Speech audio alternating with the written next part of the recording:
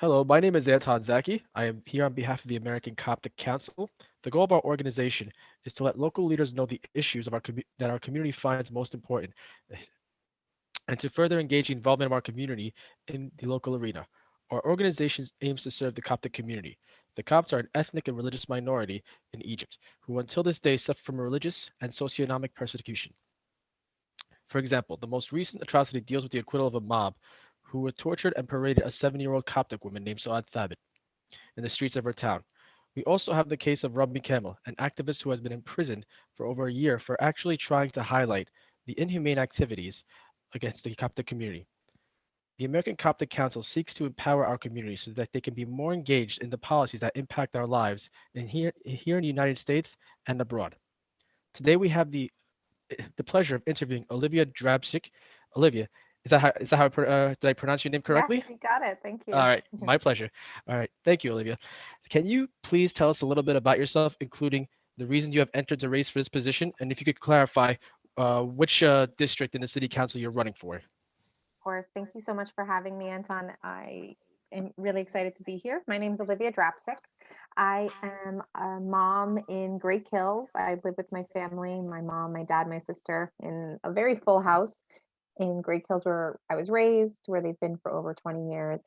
I am a special education teacher, so I'm still working full time remotely in the district. I'm in my 10th year in the Department of Education as a public school teacher. I so Great Kills falls into District 51. And so there's 51 districts in the city council. I am running for the city council in District 51, and that race will be in November. You'll be able to vote for us in November. And so why am I running? In general, my public service has really been in the classroom. I am very much so passionate about what I do. And after this year really turned things upside down, I and all of us were thrown onto video chats like this one and community meetings that were online. And so as a single working mother, I was able to engage, my son's sleeping right now and I'm on this with you. And I was really able to engage in a way that I hadn't been able to since having my son. And I was a little bit disappointed in the way Staten Island was being represented throughout a crisis where people really needed somebody to lead with compassion and with care. And so I'm running for city council because I think Staten Island deserves that. I think they deserve somebody who really cares about families and schools and our students and our children and will do so and represent the island for everyone with consideration and with compassion and care. Okay, so you mentioned earlier that you're currently a teacher for the Board of Education. In your Yeah. current position, can you tell us some of your notable accomplishments?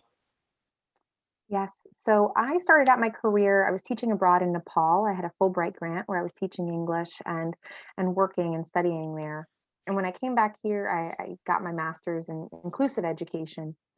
And so my biggest accomplishments, I feel, are really creating those classroom spaces where every student feels valued, feels like they're worthy and like they should be there. So every day my accomplishment is making sure students feel safe and cared for. I think beyond that, I've been a teacher mentor. I've mentored many teachers over the years and been a teacher trainer. And that has given me a lot of, good feelings being able to pass on this craft and really work with new teachers as they navigate, starting out this career. All right, very cool. So you mentioned earlier that you weren't happy with the way Staten Island was being represented. What would you do differently than your predecessor, and what was done that what was done that you enjoyed that you would continue if elected? So I love something like this, like what you're doing right now with this council. I think we need more transparency overall. I think voters, I think residents deserve to know, what does government do? What is the city council? What can they do for me? What should they do for me? So, something I'd like to do differently is really making sure that everyone in the district understands what my job is Mm. and how it impacts them. And so, whether that means making sure they're at my office invited, I'm sending out information, my website should be clear. When whoever you are, when you call my office, when you come to my office, when you go on my website, you should know exactly how to get in touch with what you need. and it shouldn't matter who you are, you should have the same experience. And so I really want more transparency. Often a lot that we see in government is, a phone call here, a private message there, and a favor is being done, by local leaders. So if you know someone who knows someone, it gets done for you. I want every single person to feel like government is going to work from that for them in the same way, no matter where you come from, what your background is, and who you know. And so that's going to be very important to me to make sure that goes into place.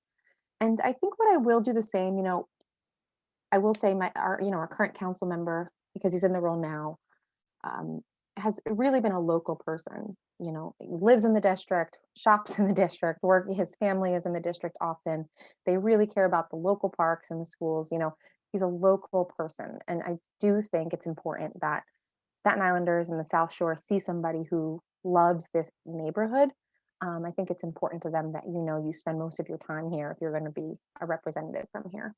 I think that matters to a lot of people. Okay. So, what do you see as the top three issues facing your district residents right now? And if elected, what would you do to alleviate these issues? I think in general, on mostly everyone's mind is COVID relief and reopening. I think um, there's many things that we have to, do looking forward, but immediately everyone I speak to is like, we got to reopen. We need relief. We need things to, go back to normal. And so any leader that isn't really dedicated to making sure people feel safe and that things can open safely is not really in touch, I think. So that is a number one concern. And then as a teacher, education always comes up. And as I talk to Staten Island, I talk to residents, education comes up. We have so many families here, a lot of school age children in the district. And so whether you care about enrichment programs and gifted and talented programs or really special, for special needs, special education programs, people are always talking about education. And so something I'd like to add on to that as a teacher, what I'm watching happen is we really need to make sure in our schools we're meeting students' mental health needs. We have a lot of really sad, depressed students right now that have been home for a while, that have not seen their friends in the same way. And so it's going to be a major priority for me as a city council person, just with the education background, as a mother, it's a priority.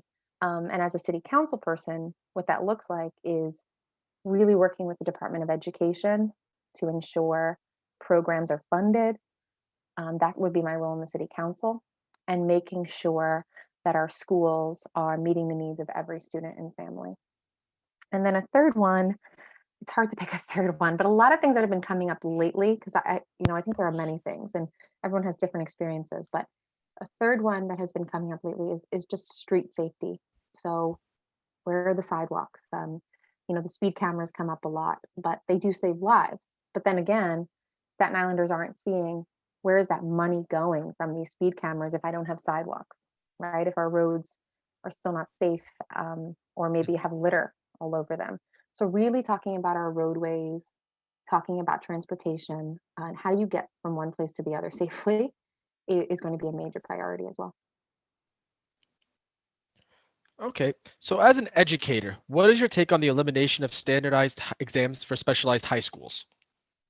Great question. I actually went to Staten Island Tech before the test, before it was designated as a specialized high school. Absolutely excellent school. I owe so much of who I am to that school, to the people. I'm very close with everyone. I work in the district, in the high school in the district, and there are fantastic programs for students, like life-changing programs where they get trained in certain areas. Um, and so I'm not saying that specialized high schools are not wonderful and prestigious, but I am saying that there are so many high quality schools that deserve our attention. Um, and I also think more schools need to have higher quality programs so we're not fighting for very limited seats. That's my first thought. My other thought about it is that with the elimination of anything, a test, any sort of interview process, I have a problem when families aren't involved in that process. So I think the major backlash about the test being eliminated was that families weren't consulted. And I think that happens way too often in schools and in education.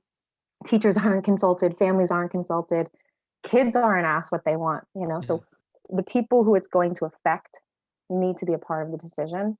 And so that is my major problem with the elimination of the test. But I do think that just as a teacher, one single test is difficult to measure how a student will act. And I do know as someone who went to now a specialized school before the test, that there are really wonderful quality programs in other schools that we can also model to make sure every student in every school gets those opportunities. All right. So you mentioned your answers right now mentioned hint to inclusivity. Yes. So what would you do to make what was specific, excuse me, what specific actions would you take to include the Coptic community in decision-making forums, making them more inclusive in how we set policy? Great question. You know, coming on here was very important to me, first off, right? So making sure that you even know what different groups exist within that community. So creating collaboration and working together. I think in general, I want to make sure that we're having more communication with community groups, you know, monthly meetings with the office. How are things going? What do you need? Talking together about things that might be affecting multiple groups is another idea. And then also, you know, I just know from my students that are, you know, from the Coptic community, you spend a lot of time with your community in churches, you know, meeting groups where they are.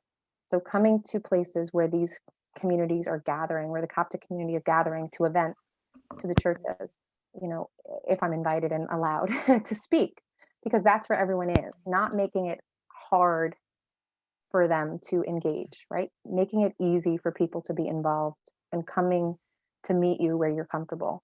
Making sure that if I'm speaking to you and if I'm communicating, that there is language access, that there are translations available. And not that people don't understand multiple languages, but just to know, you know, your language matters and that part of your culture and group matters.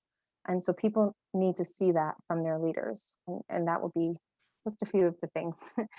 In addition to asking, what do you want? What would you rather see? All right. And you mentioned earlier that one of the biggest issues, the number one issue facing your district, it was COVID reopening due to the pandemic. How would you increase the percentage of New Yorkers receiving the COVID vaccine?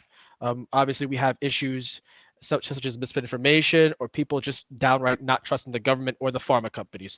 What would you do to help change that and alleviate that and help and rebuild the trust between government and the people?